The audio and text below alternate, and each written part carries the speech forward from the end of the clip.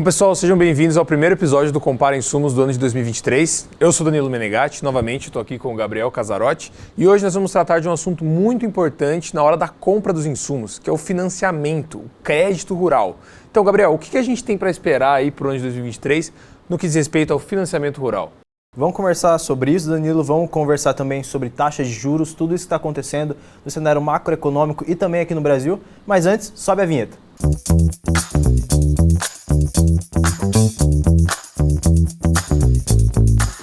Bom, pessoal, então antes da gente falar o que a gente espera por ano de 2023, eu acho importante a gente pensar um pouquinho no que foi o ano passado, 2022, no que diz respeito aí ao financiamento rural. O financiamento está diretamente atrelado com a questão da taxa de juros, porque é ele que vai determinar aí o quanto que o dinheiro vai perder o seu valor. Então o cara que detém o capital, ele vai pensar se vale a pena ele emprestar esse dinheiro para o produtor rural, se vale a pena ele investir em algum outro setor ou se vale a pena ele ficar com esse dinheiro e colocar em um investimento privado. E em 2022, Danilo, nós tivemos uma grande variação no que diz respeito ao poder de compra do nosso capital e as taxas de juros que a gente teria. Isso não só no Brasil, mas no mundo inteiro. Muito encabeçado pela forte recessão global que o mundo vinha encarando, e isto desencadeou uma série de problemas como a inflação. Quando a gente tem uma inflação muito alta, um dos mecanismos que diversas nações usam para tentar controlar isto é o aumento das taxas de juros. E quando um país aumenta as suas taxas de juros, a gente tem diversos outros setores sendo puxados por isso também. Então a gente tem uma desaceleração da economia em resposta a isso. No entanto, os juros vão ficando mais altos, tanto os juros nacionais como os juros de todas as outras empresas, que seguem também essa taxa nacional. Quando a gente fala de taxa de juros, uma palavra que a gente vai ouvir o tempo todo é a taxa Selic, que é o nosso padrão determinado aí pelo Banco Central nas reuniões do Copom, que é o Comitê de Política Monetária Nacional, e ele determina mais ou menos quanto que está sendo essa taxa de juros praticada pelos principais setores da economia. Então, não tem como a gente não ouvir sobre Selic quando a gente for falar de financiamento. Então, como a gente pode ver aqui nesse gráfico, a gente teve ali alguns anos de estabilidade na Selic em patamares muito baixos. Então, o Brasil vivia ali com 2%, 3% na Selic, muito parecido com o que a gente vê no mercado americano. O mercado americano é famoso por ter juros baixos, mas daí não teve jeito. A inflação veio com tudo e o Brasil teve que aumentar a taxa de Selic para segurar um pouquinho as rédeas. Então a gente veio aí constantemente aumentando essa taxa Selic a cada nova reunião do Copom e hoje a gente vê aí um patamar de estabilidade novamente, mas dessa vez em um patamar lá em cima. A gente está hoje com 13,75% de juros. Bom, pessoal, vamos abrir um parêntese aqui no nosso assunto principal, depois nós voltamos no assunto de financiamento, mas eu acho importante a gente entender, Danilo, como que a taxa Selic, como que a taxa de juros de um país funciona nesse controle de inflação e na desaceleração de uma economia. Porque isso é muito importante e nós estamos vivendo um momento bem peculiar, digamos assim, porque o Brasil se deu muito bem nesse controle em detrimento de outros países que foram um pouquinho atrasados nisso e a gente sentiu os impactos disso. Bom, para começar, quando nós falamos de taxa de juros, o que a gente quer dizer? Nós estamos falando de quanto que o seu dinheiro vai valer se ele estiver investido, se ele estiver rendendo esses juros. E isso é o principal mecanismo que um país usa para poder desacelerar a sua economia. Porque quanto mais esses juros estão valendo, quanto mais o seu dinheiro está valendo, se você empresta ele para o governo ou se você aporta ele em algum fundo e algum investimento, esse dinheiro vai valer mais, então você vai ser desestimulado a ficar gastando, a gastar em compras, a girar a economia.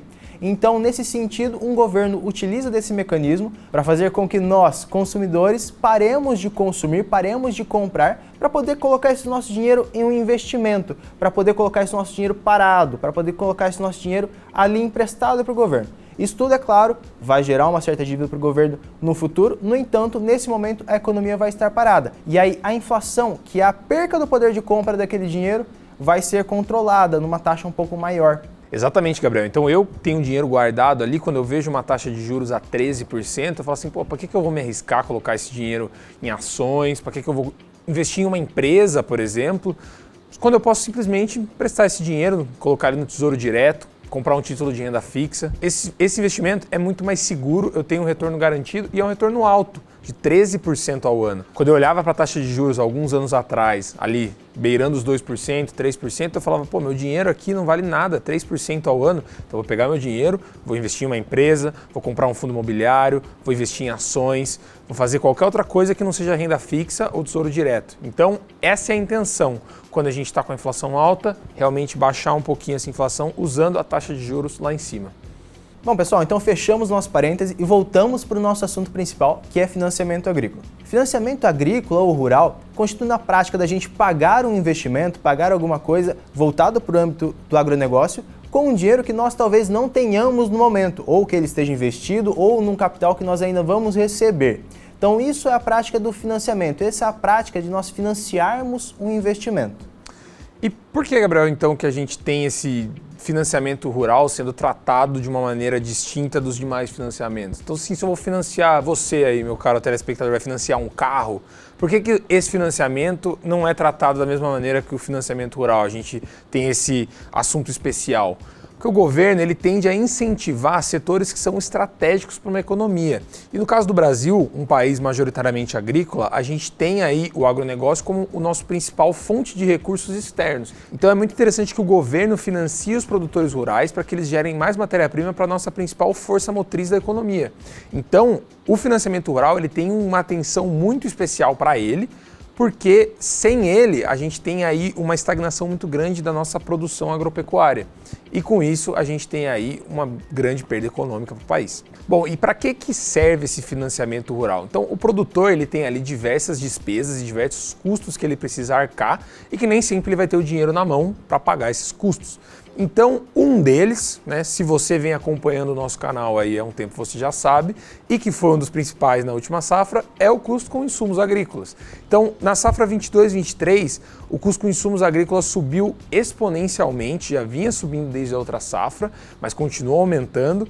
E o produtor, sem insumos, não faz a produção dele girar. Ele não consegue plantar, ele não consegue manter o cultivo dele protegido de pragas e, por consequência, ele não vai ter uma boa produtividade no campo. Então, um dos principais setores que vão ser afetados aí pelo financiamento é a compra de insumos, certo, Gabriel? Exatamente, Danilo. No entanto, quando a gente olha para o Plano Safra, que é o principal incentivo do governo federal para esses pequenos e médios produtores, a gente fala não somente dessa parte que você comentou, que seria a parte de custeio, mas também nós temos 3 outras áreas que o Plano Safra abrange quando a gente conversa com um pequeno e médio produtor. Então, quando esse produtor ele vai recorrer a esse tipo de financiamento, ele pode, é claro, custear esta parte de insumos, que são esses investimentos que vão ser consumidos naquele próprio ano safra, que nós chamamos de custeio, mas nós temos também a parte de industrialização, de comercialização e de investimento, que por um outro lado são aquelas linhas de crédito utilizadas para financiar um bem ou um serviço que perdurarão por mais de uma safra. Então, quando a gente está falando de custeio, Gabriel, a gente está falando daquele investimento que vai ser usado na própria safra, certo? Exatamente, na safra corrente. Então, se eu tivesse que chutar, eu diria que esse foi o setor aí do Plano Safra que mais cresceu de uma safra para outra, certo? Ponto positivo, Danilo. Então, nós tivemos um incremento muito forte na parte de custeio, quando nós olhamos este financiamento da safra 21-22 para a safra 22-23, que é a que está corrente ainda. Nós tivemos ali um aumento na casa dos 42% de uma safra para outra. Então, muito puxado por conta do aumento nos insumos, como você bem citou. No entanto, o financiamento do Plano Safra em geral, da safra 21-22 para 22-23, já aumentou mais de 36%, que é um aumento muito expressivo, que é muito puxado, muito ligado pelo que você também disse. Quando um governo ele quer incentivar um setor da economia, ele libera, ele concede mais dinheiro. Quando a gente fala do Plano Safra, nós tivemos esse incremento tão grande para estar custeando esses pequenos e médios produtores. Bom, então como qualquer outro financiamento e investimento, nós temos uma taxa de juros atrelada ao Plano Safra também. Não é somente o governo estar emprestando dinheiro de graça para o produtor, tem um juros embutido, que normalmente é menor que os juros que ele vai encontrar nos bancos convencionais, nos bancos privados. Hoje, no Plano Safra 22-23, esse juros está girando em torno de 6% para os pequenos e médios produtores. Lá atrás, lá no ano passado, em 2022, quando esse juros foi atribuído, nós tivemos um certo rebuliço no mercado, porque especulava-se que essa taxa seria um pouco maior do que o que era necessário. No entanto, nós vimos que foi uma decisão acertada do governo federal anterior. porque nós vimos que hoje a taxa já está muito acima do que 6%. Então esse pequeno produtor ele consegue realmente ter um financiamento a uma taxa de juros menor do que ele vai encontrar no mercado. Bom, bem como você falou, Gabriel, o governo ele acertou nessa decisão na taxa de juros porque ele teve ali uma visão um pouco mais para frente. Inclusive, esse foi um dos motivos que o Brasil foi um dos primeiros países do mundo a encerrar o ciclo de alta de juros. O que isso quer dizer? Quando um país está numa sequência de aumento de taxa de juros constante, a gente chama isso de ciclo de alta, né? Então o país ele vai aí buscando reter a inflação, aumentando a taxa de juros. Chega um momento que essa taxa de juros ou ela não controla mais a inflação, ou a inflação já foi controlada e ela não se faz mais necessária. E aí é quando a gente encerra esse ciclo de alta. O Brasil foi um dos primeiros países a encerrar esse ciclo de alta. Se você olhar para países da União Europeia, Estados Unidos e algumas outras potências asiáticas, a gente ainda tem alguns aumentos de taxa de juros aí para o começo de 23, final de 22. Então, o governo acertou nesse sentido e a gente viu aí os benefícios no longo prazo. Hoje em dia, o crédito rural está muito mais acessível ao produtor graças a essas taxas. Porque se eles fossem buscar isso em bancos convencionais, essa taxa ali estaria muito mais próxima do que a gente vê hoje na taxa Selic. Legal, Danilo. Mas o que a gente pode esperar para essa taxa de juros? Quando a gente fala de taxa de juros, a gente já está tentando prever o que vai acontecer nesse próximo Plano Safra 23-24. O que a gente pode esperar para essa taxa, tanto no Brasil quanto no mundo? Bom, falando um pouco de projeções agora, um dos principais veículos que a gente tem para acompanhar os principais indicadores macroeconômicos é o Boletim Focus, que é divulgado aí pelo Banco Central. Bom, o Boletim Focus indica que o ano de 2023 vai ser fechado aí com uma taxa de juros básica de aproximadamente 12,5%. E que para os próximos anos ela deve cair gradativamente. Para o ano de 2024, a taxa deve fechar próxima aos 9,75%, no ano de 2025 próximo aos 9% e no ano de 2026 fechando aí com 8,5% ao ano.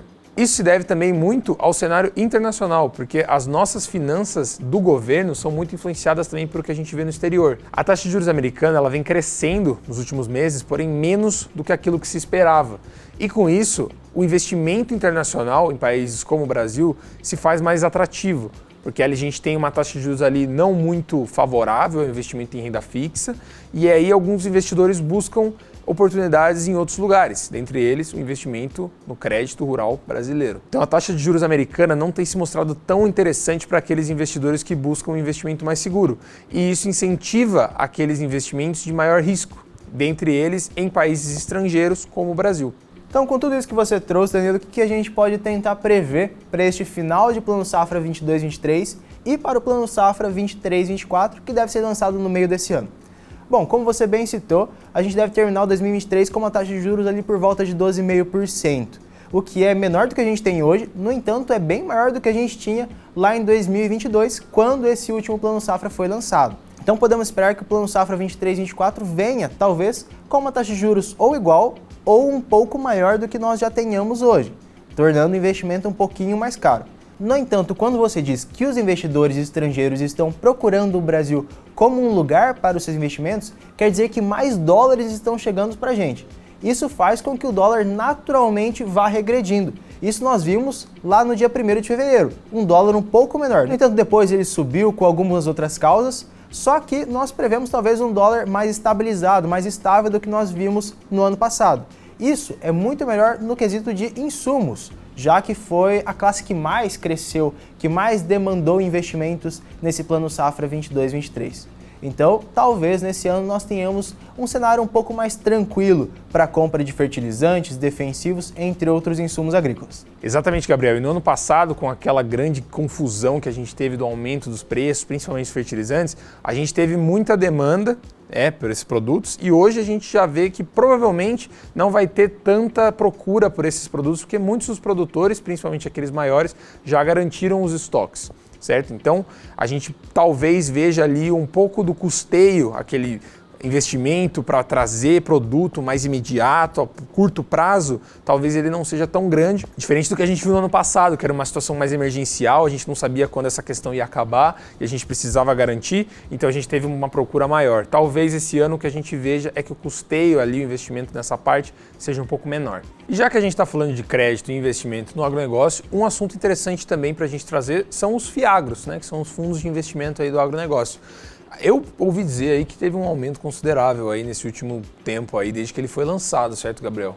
Isso aí, Danilo. Os FIAGROS são esses fundos de investimentos no agronegócio que são voltados para esses maiores produtores. Então, normalmente, esses maiores produtores que não têm direito a essas linhas de crédito voltadas ao incentivo aos pequenos e médios produtores, eles procuram outras alternativas. E em 2021 nós tivemos essa inovação no mercado financeiro brasileiro, que foram esses fundos do agronegócio. Só para trazer isso em números, lá em dezembro de 2021, quando esses fundos foram lançados, nós tínhamos ali 13 fundos que passaram para 43 em dezembro de 22. E envolvido nisso, nós tínhamos 14 mil contas que passaram para 181 mil em dezembro de 22. E nós tivemos esse salto muito expressivo. Tudo isso representou ali 10,3 bilhões de investimentos em FIAGROS no final de 22. Isso foi um salto de 544% só nesse período. Então a gente vê ali que o grande produtor está buscando sim formas de financiar a sua produção e está dando certo. Tem bastante gente querendo comprar, querendo investir nesses fundos, tanto por conta do potencial agrícola do Brasil. Isso, então se a gente tivesse que dar uma previsão, a gente não diria que isso vai replicar esse crescimento do ano passado, até porque ele estava ali na sua fase inicial, mas a gente ainda vê um potencial de crescimento muito grande no que diz respeito aos FIAGROS. Bom pessoal, então em resumo, tudo que a gente falou no vídeo, quais são as nossas expectativas para o ano de 2023? Bom, primeiro que a gente vai ter uma competição muito mais acirrada entre os bancos e o governo no que diz respeito ao fornecimento de linhas de crédito para o produtor. Isso porque a taxa de juros que a gente viu no último plano safra, que estava muito mais atrativa ao produtor rural, provavelmente não vai ser replicada para esse ano. Então a gente vai ter uma competição maior no mercado, tentando oferecer a menor taxa de juros para o produtor rural médio e pequeno. Além disso, Danilo, grande parte do plano safra já foi comprometido ao longo dessa metade do plano safra, vamos dizer assim. A gente tem mais meio plano safra até o lançamento do 23-24. No entanto, a gente ainda está próximo dos meses em que há mais concorrência pela compra de insumos, que é ali girando em torno de abril e maio. Então nós devemos ter ainda uma certa concorrência por este financiamento e por os outros financiamentos privados para tentar financiar tudo isso. E trazendo para o cenário do grande produtor rural, uma grande aposta que a gente tem para o ano é a questão dos FIAGROS, que provavelmente deve continuar sendo um investimento cada vez mais presente na carteira do investidor brasileiro que busca sustentar o nosso agronegócio. Bom pessoal, é isso. Muito obrigado pela audiência. Espero que vocês tenham gostado do conteúdo. Não se esqueçam de se inscrever no canal, deixar o like. Se vocês se interessam por conteúdos um pouco mais curtos, né? O PCEG agora também tem alguns sendo postados no Instagram. Então não se esqueça de seguir a gente nas redes sociais. Vai estar aqui na tela e na descrição. Então é isso, pessoal. Estamos no começo do ano ainda, então não se esqueça. Dá uma pesquisada lá na nossa agenda de eventos. Dá um Google aí em PCEG Consultoria e Projetos e você vai achar todas as nossas novidades para esse ano. Tem bastante coisa legal lá, pessoal. É isso. Até uma próxima, galera. Tchau, tchau.